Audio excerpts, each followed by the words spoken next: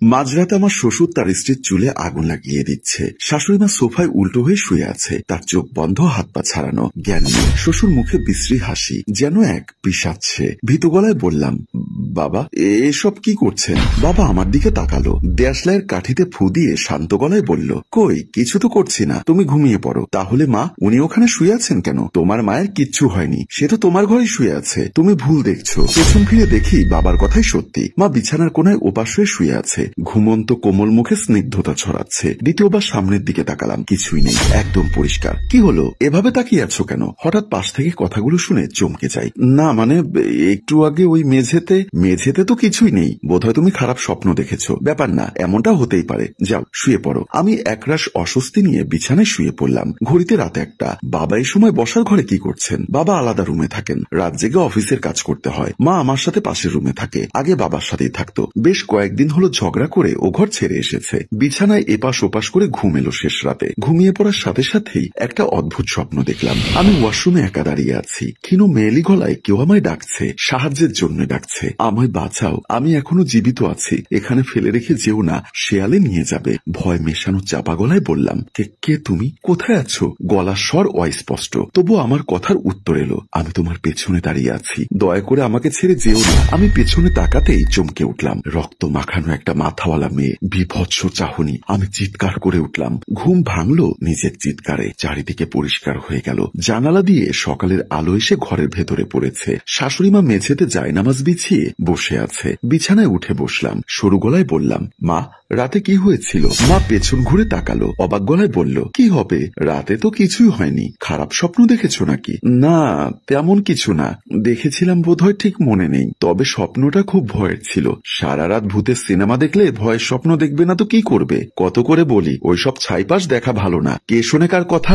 আচ্ছা আর দেখবো না, শরীরটাও দুর্বল লাগছে। কিছু মনে না করলে আমাকে এক গ্লাস পানি দিবেন? মা খুব স্বাভাবিক ভঙ্গিতে উঠে দাঁড়ালো, আমার দিকে গ্লাস এগিয়ে দিতে দিতে বলল, তুমি কদিনের জন্য বাপের বাড়ি থেকে ঘুরে এসো, তোমার বড় ভাই এসেছে বিদেশ থেকে, কাল বিকালে তোমার মাও তো তোমাকে কল দিয়েছিল, ওরাও যখন চাইছে যাও ঘুরে এসো। উত্তরের অপেক্ষা না করে মা ঘর থেকে বেরিয়ে গেল। বোধহয় মায়ের কথাই ঠিক, গত কয়েকদিনে অনেকগুলো ভৌতিক সিনেমা দেখেছি, যার ফলস্বরূপ এমন বাজে স্বপ্ন দেখলাম। মায়ের তো কিছুই হয়নি, সুস্থ শরীরে আমার সামনে ঘুরে বেড়াচ্ছে। রোদ ওঠার সাথে সাথে ভয় কেটে যেতে লাগলো। নিজের বোকামির কথা চিন্তা করে খানিকটা হাসি আসছে। কি সব অদ্ভুত স্বপ্ন।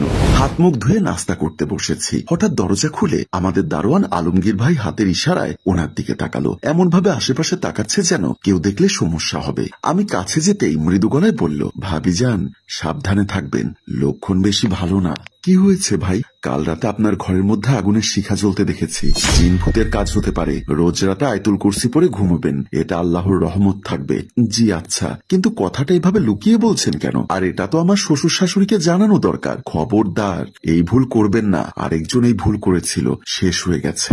কিন্তু চোখে ওনার দিকে তাকালাম, লোকটা কি আমায় ভয় দেখাতে চাইছে? আমার এসব জিনপরির ব্যাপার খুব একটা বিশ্বাস হয় না। কাল পোড়া পোড়া গন্ধ পাচ্ছিলাম, মনে হয় বাড়িতে অশুভ কিছু ঢুকেছে। একটা হুজুর এনে বাড়ি বন্ধ দিতে হবে। আপনার খুব বিপদ ভাবি, আমি আছি আপনার পাশে, আবার পরে আসবো, সাবধান। কিন্তু সে কখনো মিথ্যা বলে না। তাছাড়া গত শনিবার রাতে আমিও একই জিনিস দেখেছি, একই গন্ধ কাল রাতেও পেয়েছি। আর এসব যদি স্বপ্নই হয় তবে আলমগীর ভাই জানলো কেমন করে? আমার স্পষ্ট মনে আছে শনিবার জানালার পাশে আগুন জ্বলছিল। আমার শ্বশুর মশাই, হ্যাঁ আমার শ্বশুর মশাই, হ্যাঁ ওনাকেই প্রশ্ন করতে হবে। অসম্ভব অস্থিরতা নিয়ে বসার ঘরে ঢুকলাম। রাতে এখানে কিছু হলে তার কোনো না কোনো ছাপ তো থাকবেই। সবকিছু এক রাতের মধ্যে ধুয়ে মুছে নিশ্চিহ্ন করে দেওয়া সম্ভব না। কিন্তু না, ঘরের কোথাও কিচ্ছু নেই, সবকিছু একদম ঠিকঠাক আছে। বাবা বসে খবরের কাগজ পড়ছেন। সকালটা তার পত্রিকা পড়ার সময়। চা খেতে খেতে একদিনের বাসি পত্রিকা পড়েন। বাবা, সবসময় আপনি বাসি পত্রিকা পড়েন কেন?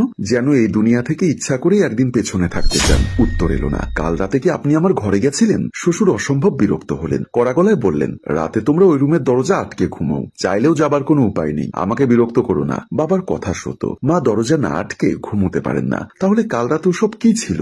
আমার ক্ষেত্রে যদি স্বপ্ন ধরি, তাহলে আলমগীর ভাই কেন দেখছে? দুজনে একসাথে একই স্বপ্ন দেখা সম্ভব নয়। কিংবা আমি তাকে আমার স্বপ্নের কথা বলিনি, বানিয়ে বলার অপশন নেই। তবে কি বাবা মিথ্যা বলছে? কিন্তু কেন? রান্নাঘরে শাশুড়ি চোখ বন্ধ করে দাঁড়িয়ে আছে। আমি খুব অবাক হলাম, কিন্তু বুঝতে দেওয়া যাবে না কে যে আমার শত্রু আর কার থেকে আমার বিপদ হবে সেটা আগে বুঝতে হবে। আমি একটা কাশি দিয়ে ভেতরে ঢুকি। মা স্বাভাবিক হলেন। মা, কাল রাতে কি বাবা আমাদের ঘরে এসেছিল? সে কথা তুমি ওনাকেই জিজ্ঞাসা করো। আমাকে বলছো কেন? বাবা বলছেন আপনি দরজা লাগিয়ে দেন। তা কি দরজা খুলে ঘুমাবো? রাত বিরাতে চোর ডাকাত আসলে কি হবে? মায়ের সাথে কথা বলার কোনো মানে হয় না। সে কোনো কথার জবাব ঠিকঠাক দেবে না। মাথায় দুশ্চিন্তার বোঝা নিয়ে বাপের বাড়ি গেছিলাম, তবে একদিনের বেশি থাকতে পারিনি। তাই পরদিনই ফিরে আসি আর দেখি বাড়ির সদর দরজা খোলা। তাই মাকে ডাকছি, কিন্তু সাড়া নেই। আস্তে আস্তে ভেতরে গেলাম। ঘরের মধ্যে উকি দিতেই দেখলাম মাথার ভেতর চক্কর দিয়ে উঠল। আমাদের বাড়িতে এই দৃশ্য আমি আর কোনোদিন দেখতে পাইনি। দেখে আমার শাশুড়ি মা সাধকের বেশে বসে কি সব মন্ত্র পড়ে যাচ্ছে একটানা, আর পাশে বিছানায় আমার শ্বশুর মহাশয় ভাবে বসে আছেন। তার হাত পা কেমন যেন বিকল হয়ে আছে। তিনি আমাকে খেয়াল করে কিছু বলতে চাইলেন, কিন্তু তার চোখ মুখ দিয়ে কোনো কথা বের হচ্ছে না। প্রিয় ভিউয়ার্স, গল্পের দ্বিতীয় অংশ দেখতে চাইলে বেশি শেয়ার এবং কমেন্টস করবেন। ধন্যবাদ। গল্পটির ভাবনা ও পরিচালনায় অভি, ক্যামেরায় শিহাব এবং প্রযোজনায় মঞ্জুর মোর্শেদ। ধন্যবাদ।